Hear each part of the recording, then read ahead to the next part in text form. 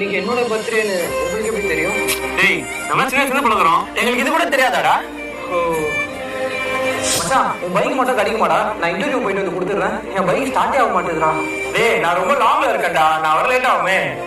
நீ என்ன பண்ணே, நம்ம பாலா கிட்ட பைக் கேளு. சரி ஓகேடா. மச்சான், உன் பைக் மட்டும் கிடைக்குமாடா?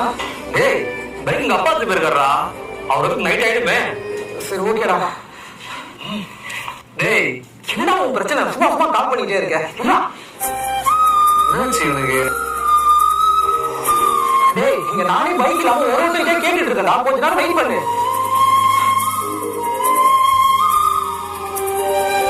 தேங்க்ஸ் மச்சான். அப்ப இருந்த டென்ஷன் உங்ககிட்ட பைக் கேட்கணும்னு தோணவே இல்லடா. விட்றா பாத்துக்கலாம். போய்டா. மச்சான் நீ என்னோட பெஸ்ட் ஃப்ரெண்ட்ரா.